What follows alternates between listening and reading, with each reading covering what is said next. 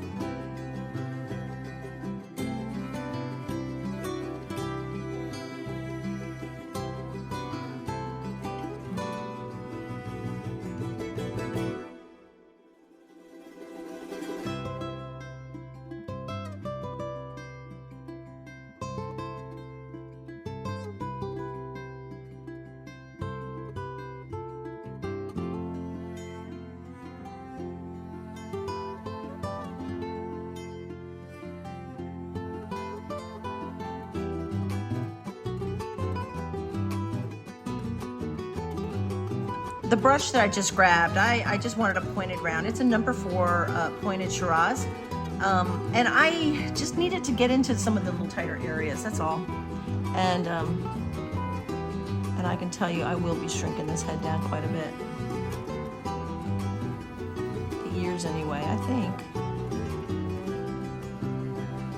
Yeah, it's gonna, so I'm going with the grayer.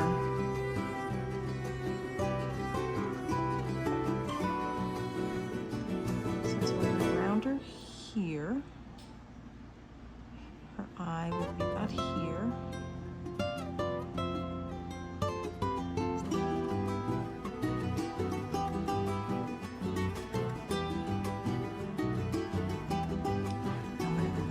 Color, and I know this is just the blocking in stage, but I do want it to be kind of correct even at this early stage.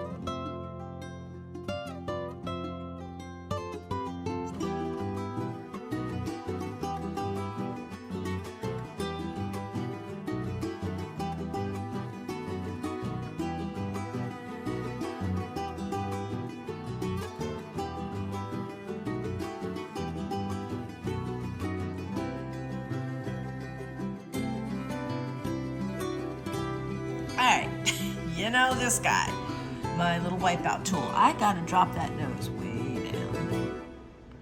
So again, another great reason to have a wipeout tool. So I'm looking at, you know, she's got this nice black, almost looks like eyeliner.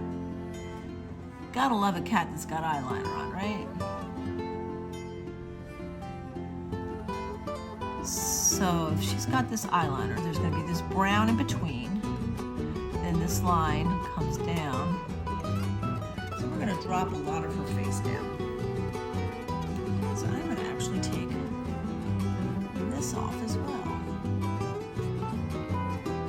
Sometimes it just is easier to take it off than trying to paint over it because you don't have to worry about it getting as muddy.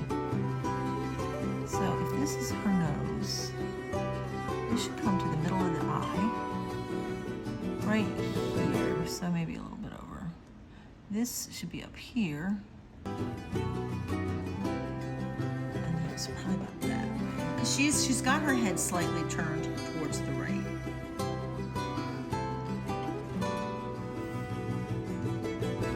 So if that's right, then the nostril will be here.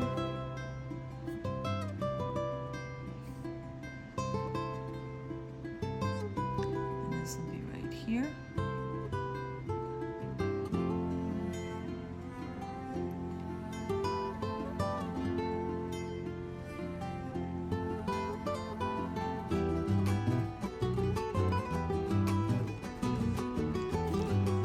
don't know if I like this either yet. I'll get it. It's not right yet. Sometimes I gotta work it out. Let's get this lighter color across the bridge of the nose. So we have this gray. Let's make it a little grayer. You can tell this green will come in handy. Let's do that. A little bit of this color right here. It's a little bit greener.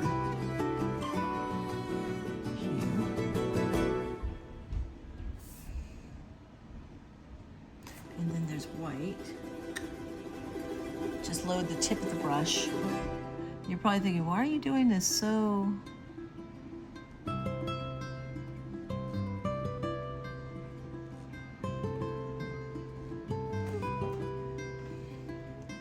then this will be much bigger, much larger. And if this is here,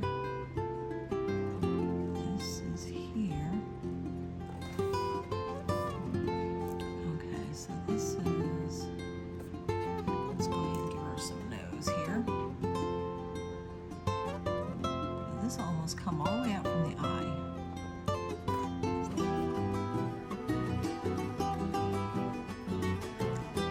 I do this from here. It's this. Okay, let's get in there.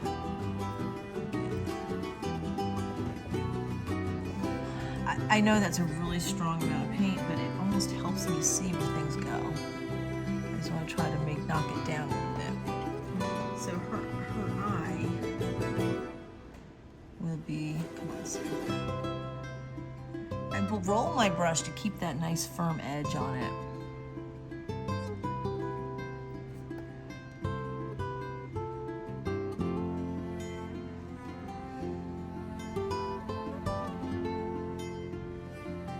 Okay, that might be too big, but we'll shrink it down if we need to here a little bit. So that's there.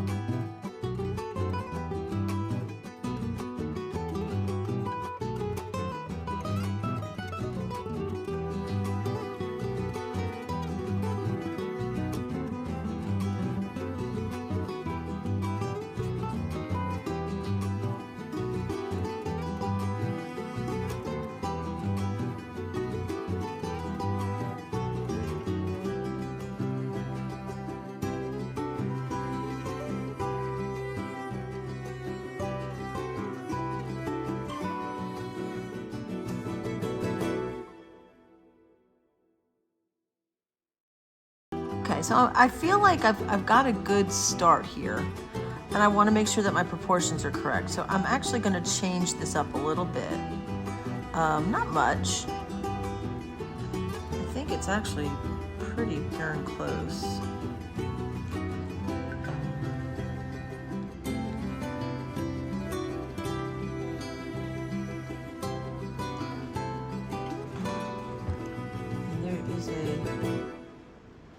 The chest area on this little cat.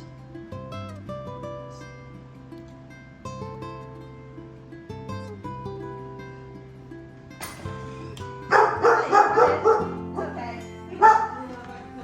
No, you can come in. You can.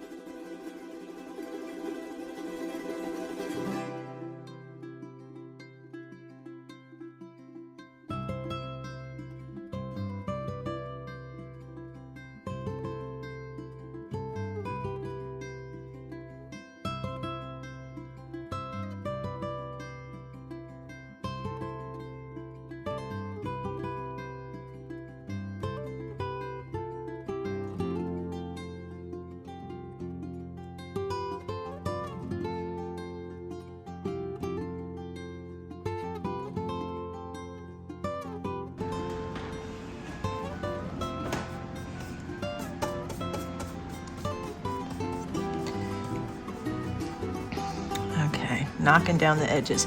All right, sometimes when I start looking at things, I start to reassess my composition. Now, the photo reference that I have has a really interesting, gnarly looking tree over here. And you know what? I could copy that. I could go in there and just make a big old gnarly tree and my life would be easier. But I don't want the gnarly tree to detract from my cat. And I really don't think, as beautiful as this gnarly tree is, I don't really think it adds anything to the composition. But so I'm looking at this and I want the cat to stand out. So I started just kind of doing this gray-green background, and I was going to have these, I don't know, like sort of just, I don't know what else to call it, but just I've lost one of my brushes that I was working with. Oh, here it is. It's just some sagey stuff, and I was like, you know what though? I really want the cat's head and this part of the body to stand out. So what would be nicer, since the cat is a very tawny yellow, is something darker back here. Perhaps another rock or another bush or something dark, because that will make the cat stand out. So what I'm gonna do, and these are the things that happen when I'm painting, I might change direction. And I'm gonna go ahead and fill this all green, and then probably cut out something over here, either put a very dark bush, and I think, so I've got these kind of sagey looking bushes over here, and I may go ahead and make a dark bush in and behind this cat. You know, he's got these rocks around him, and that's kind of cool, but I think the gnarly tree, as beautiful as it is just a little bit too distracting. So I'm gonna go ahead and expedite this while I do just the covering here, and then we'll put the bush or tree behind the cat because I really want the cat to pop.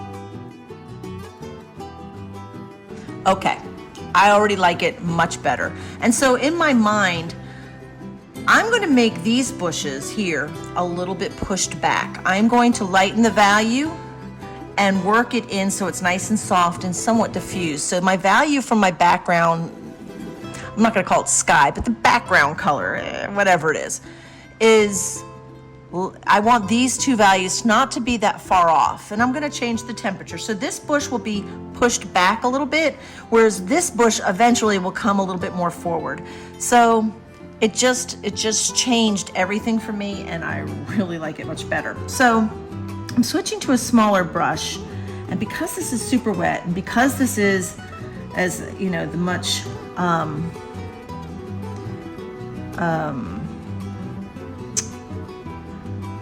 yeah, this isn't gonna work because I need a really soft brush. I'm gonna go back in with the little sable and work this background a little bit. Let's see if I can zoom on that one little aspect.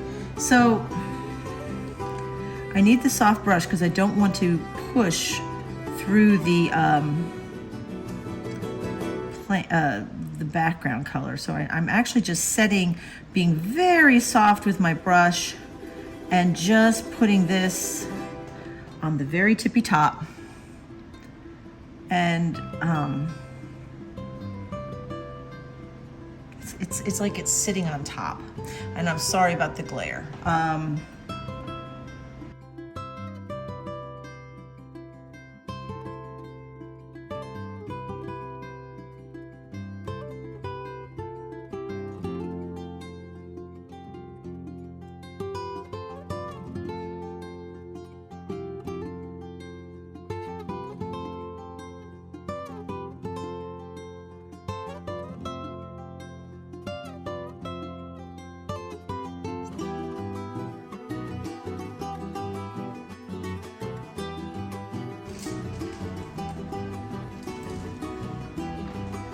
This is not a sable, but let's see if it'll work.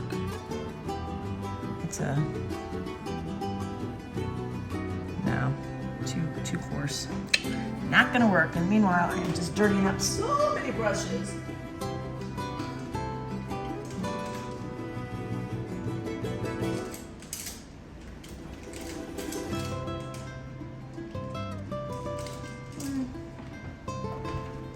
Let's see if this one will work. This is a Shiraz filbert. I just want to, yeah, this is softer.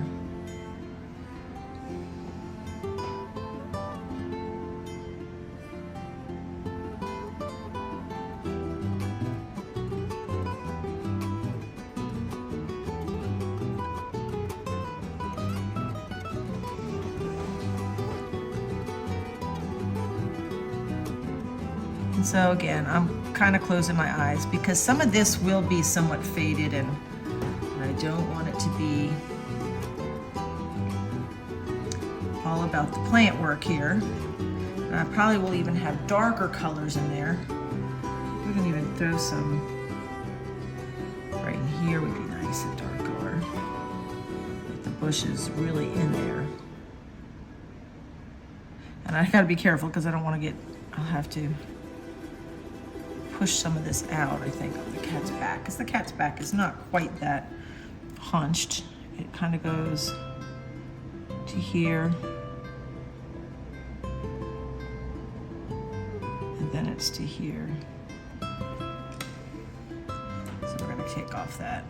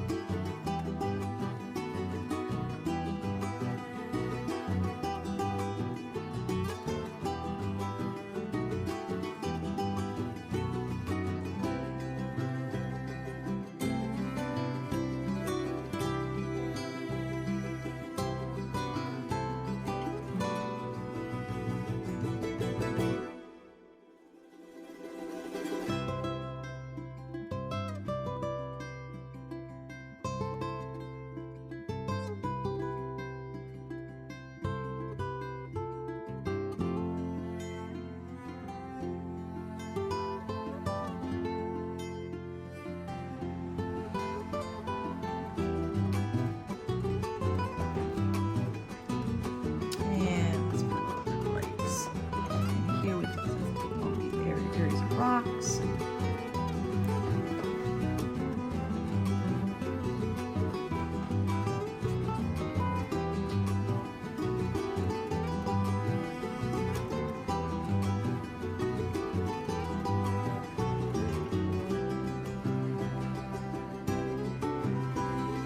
Just kind of using the blacks and the purples to be the crags and cracks and rocks, and this is where I think the flat brush does do a good job.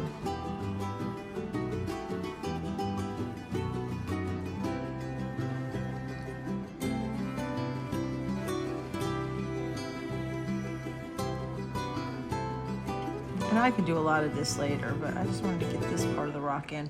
I have a lot more rock showing in my picture than is in my reference.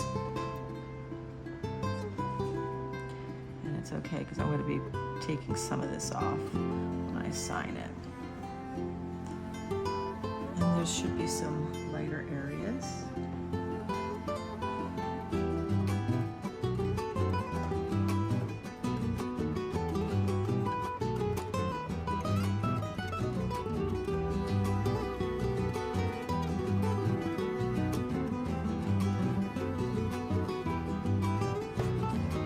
So really what I need to do is some of the plant work, and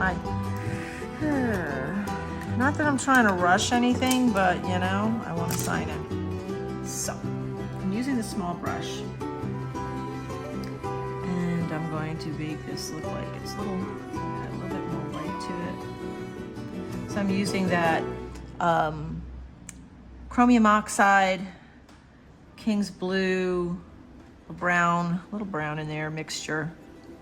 And it's just not enough here. A little bit more white. And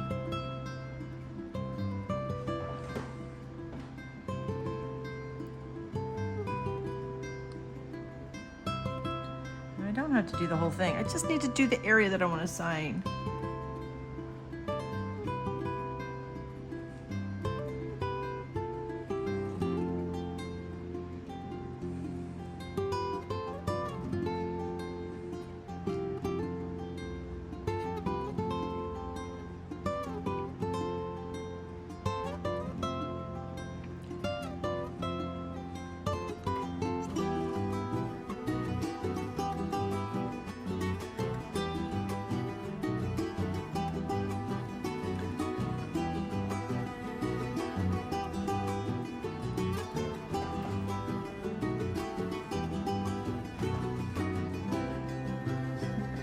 All kind of in.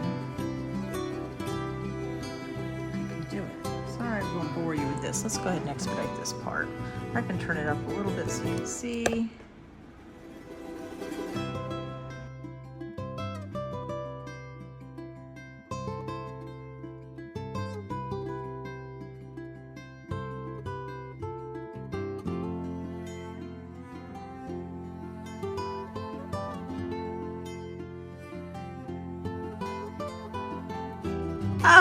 Okay, we're back. This is day 2. Now, this is where I left it off yesterday. I'm actually really pleased with this. Sometimes I never know.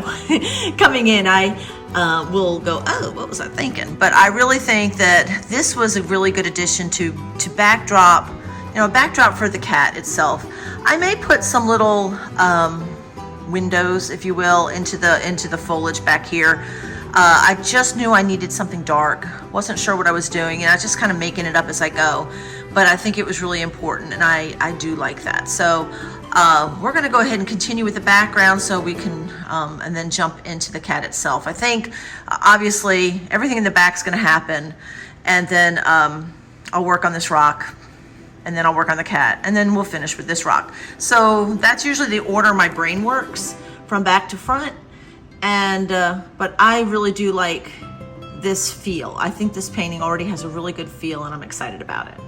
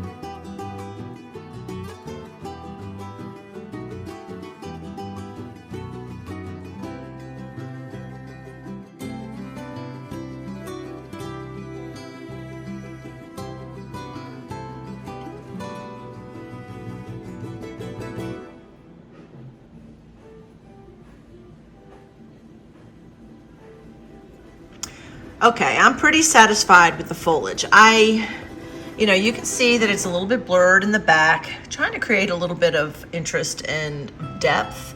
Putting in some darker values where I can. Since a lot of the foliage is kind of made up, I don't have a reference for it.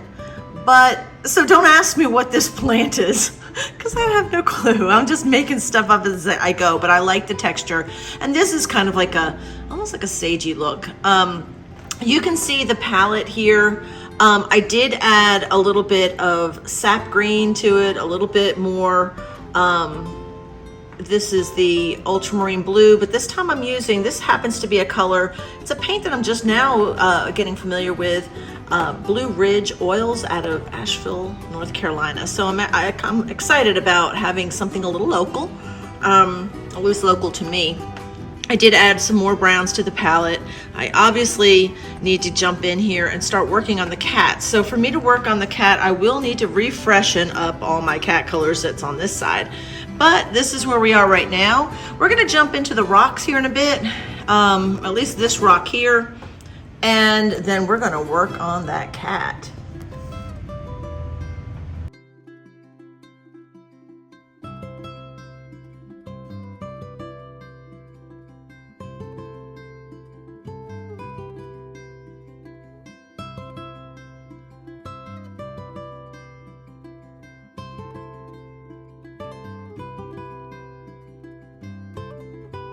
Yep, we're back. I am going to finish the cat today, and I think I should be able to wrap it up. This is a number 2 Series 99 Pure Sable. It's a pretty small little brush, and I'll be using a lot of that to get in here in all the tight places. Since this is all pretty much dry, since it dried over the weekend, now I can jump in and really start laying in some detail. All right, so I'm going to be working mainly here, and I'm going to work my way down through the cat. So I'm going to start up here on the ear area and get in some more of the details. There's quite a bit of browns in there. You know what I don't have on my palette? I'm going to have to add like alizarin crimson for that inside ear. Okay, so I actually lied. I am going to take Cad Red Light, mix it with some of my purple, my light violet, and a little bit burnt umber. And I'm gonna lay that right in here. So that's the color I end up getting. It's a very much a, kind of looks like a burnt sienna, but it would be very opaque because of the cad. Now I am using a new color, new paint. This is the cad that I just put down is Blue Ridge Oils out of Asheville, North Carolina.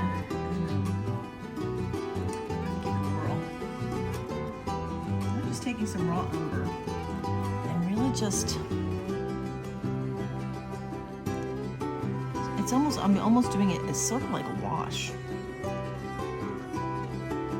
And mix some of this in, a little bit of ivory black.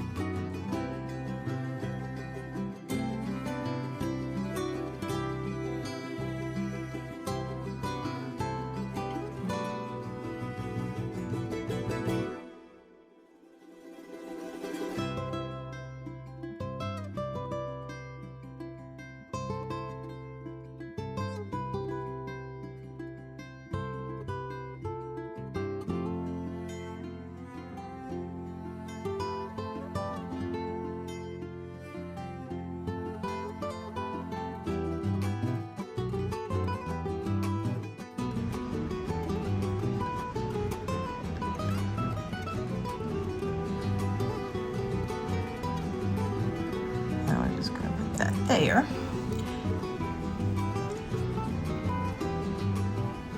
All right, we're gonna go in with that kind of interesting grayer color. And I am going to mix a little bit of King's Blue and it's kind of a King's Blue, yellow ochre, and raw umber. So that's what this gray is. So you do have to kind of leave the integrity of what you did here. You got to leave that alone. But you still have to put in the values. But you see, we're playing off of lots of different interesting things here. So I don't want to overblend.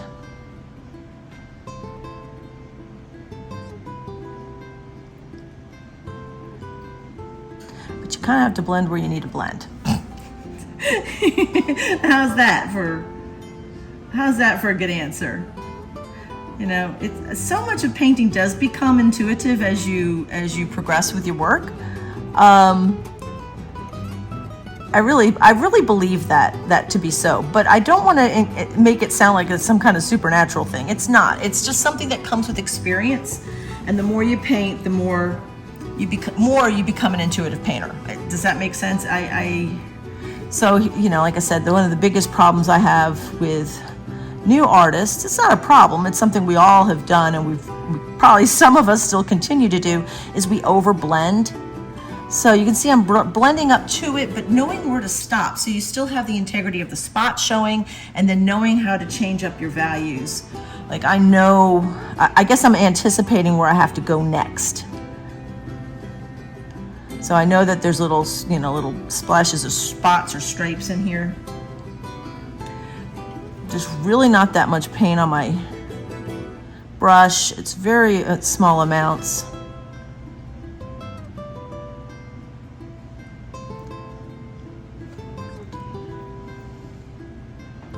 All right, I'm switching to Michael Harding's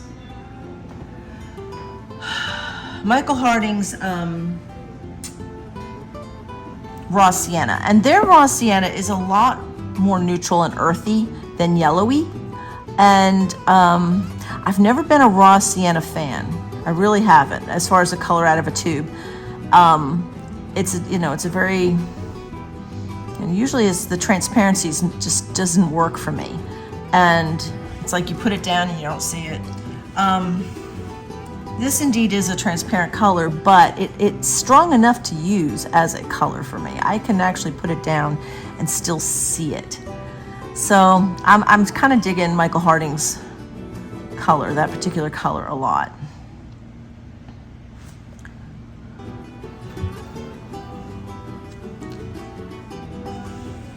So I kind of look. Warm up a little area right here in the nose area from this part of the eye.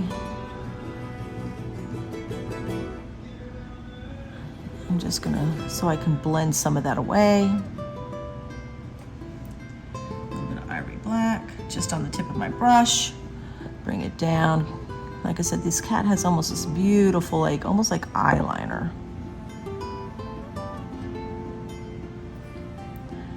Just a little bit of a line here, and I'm going to probably enlarge her eye just a little bit. Keep the paint on the very tip of my brush.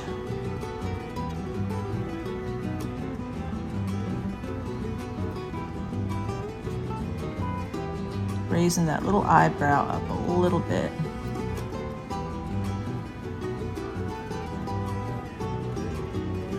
Sometimes when I'm doing little work like this, I almost stop breathing.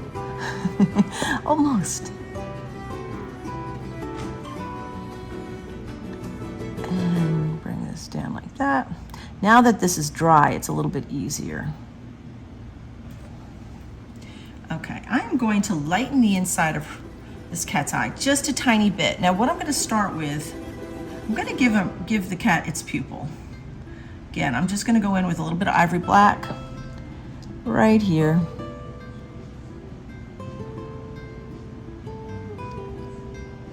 And I'm going to lighten up the lower part or aspect of that eye. And I'm taking, it's a green, but it's very similar to a lot of the colors that I see around that's bouncing around. Remember, oftentimes you're seeing reflective light. And if you have a lot of colors like greens and stuff, or you have turquoises or whatever, you better start thinking about that reflective light showing up perhaps in your other parts of your painting. Like in this case, I'm putting it right here in the eye. Just a little bit on this lower part of the, I'm not doing the whole eye. Now I'm cleaning my brush off. I'm gonna dip in just a tiny bit of oil. Again, wiping it off again. So I can just bring it up a little bit. I don't want it to be,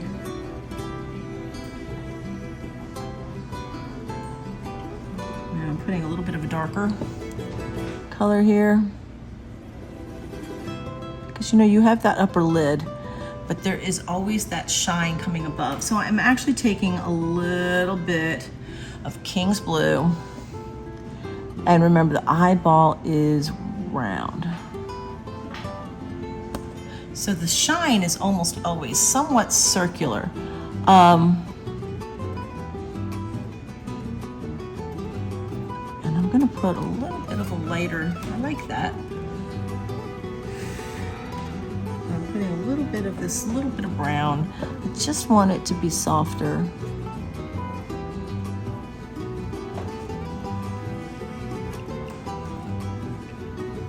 I'm gonna grab a little tiny bit of yellow. Even though my cat does not have this in her eye, because I have moved so much of my colors around, remember talking about reflective light, I'm going to bring just a little bit of a lighter color right here, that part of the eye. Stay with me. I move things around quite a bit. And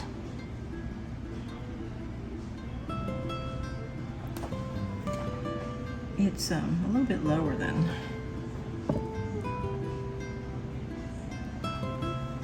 Okay, I'm starting to feel good. And I'm going to take a little bit of just brown on the very tip. I'm using burnt umber. And from the pupil down, just putting a little bit.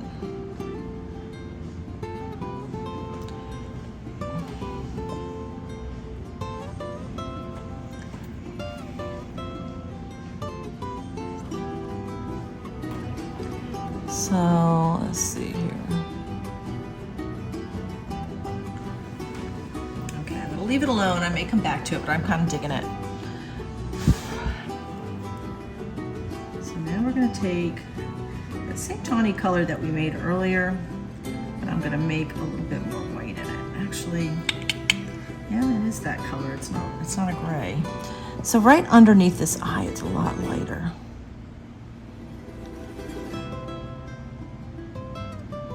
And you about would really, I mean, it just is so nice to have a good brush like this.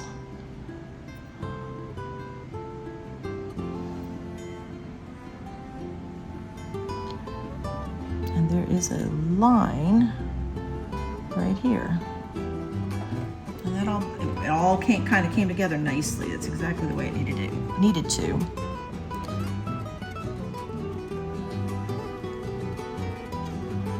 Comes back into this area. Same tawny color. And it looks like I've got to pull this out a little bit more. And I think it's going to loop down like that. Now it's getting to be more of a gray, a light gray color above the eye on this side. Oops, a little bit too much, Sue. No big deal. We'll fix that in a minute.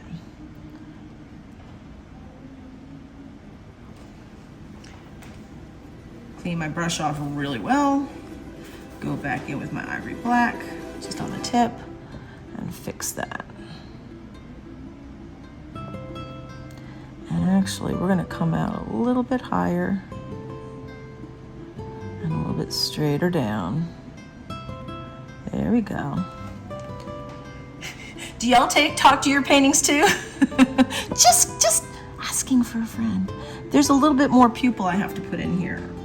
or not pupil, but iris. Because I just changed that a little bit. There we go. I'll fix it. Sometimes I'm all over the place on these pieces, but before it's all said and done, it will be correct. Back to black.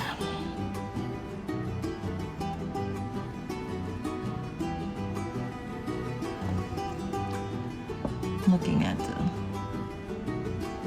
it's more of a straight line here. I like to be seeing people outside enjoying this beautiful day, truly.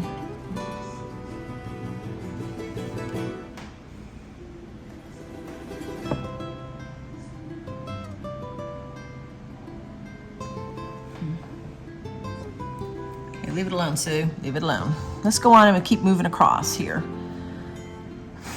I'm watching, I'm looking for any other places that I need to add. I'm gonna go back in here and strengthen this value up a little bit more. And remember, I also oftentimes will have my eyes kind of closed so that I can really see. Which sounds like such a silly thing to say, but indeed, it only allows me to see what I need to see.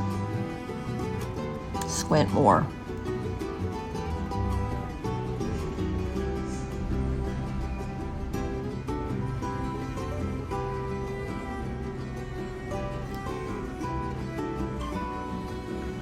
Some more little detail-y things in here.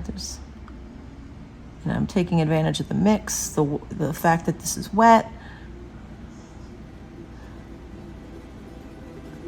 I gotta get some lighter color in there. Cleaning the brush off, back to the tawny color.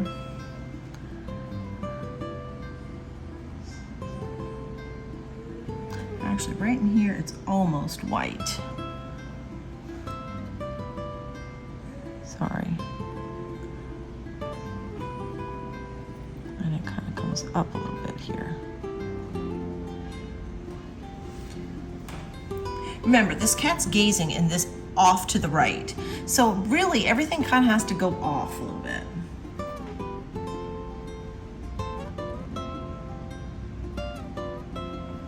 So I'm going to put some other little colors in here, some lighter values.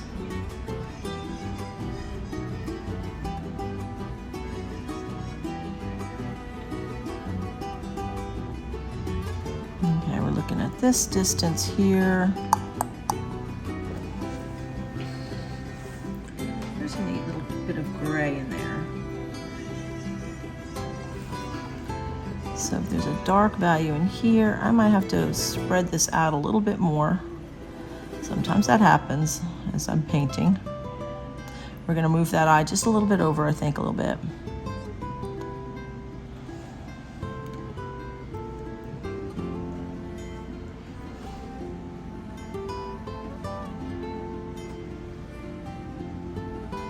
Again, with the burnt umber ivory black mixture, I'm putting in a little bit of a spot here.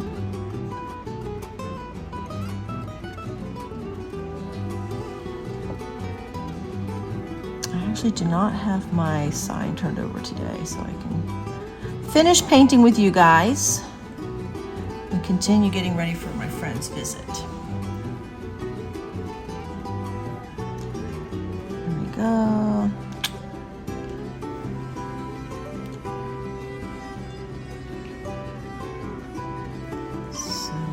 This here, and it almost makes like a little highlight area. So this is going to be more, I'm going to move the eye over ever so slightly. It's not that big a deal, but it will make all the difference in the world when you look at this cat later. All right, I'm taking the same color. I'm going to suggest that there's this area over the nose on this side because the light's coming from this way, I think. Goes a little bit lighter as we come over a little bit. So if I were to move things a little bit, I'm going to take a little bit of this white, even though it's a little bit extreme. That That means this part of the nose comes over a little bit.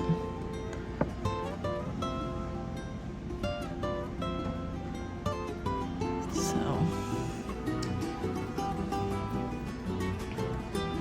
going back with the tawny color.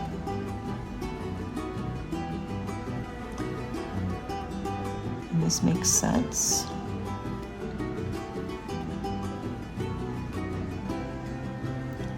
Blend it a little bit. We want to still see that warmth there.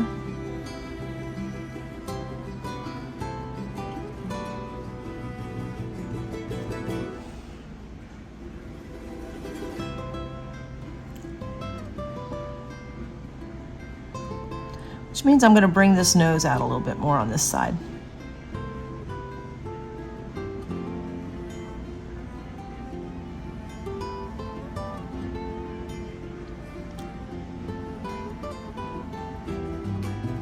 A little bit more of that burnt sienna that I like so well. It's interesting about color, and I'm trying to learn more and more about color and the actual pigments used, because you know, some burnt sienna is more like an Indian red.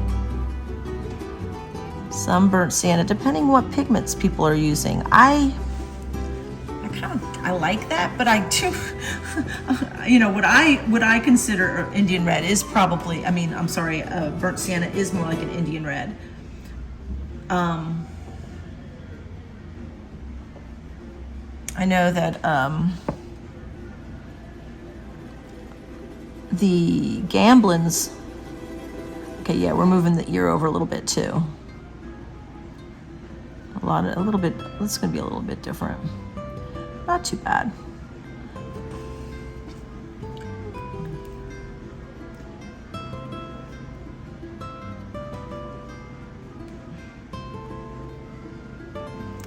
All right, we're gonna bring this in up here.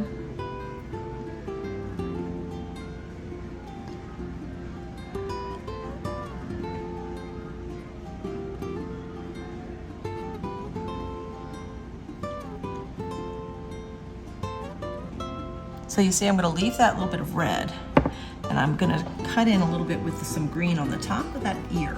And I had cut it out with my paint scraper. Now I got to try to see if I can make that green again.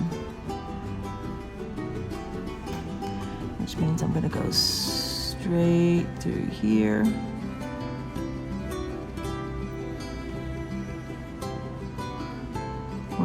We'll make it up. I'm not worried. This is me, not being worried. I'm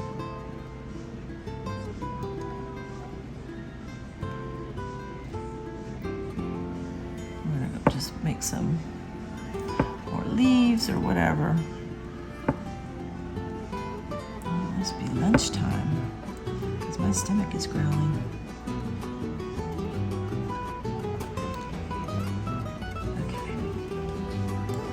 Back.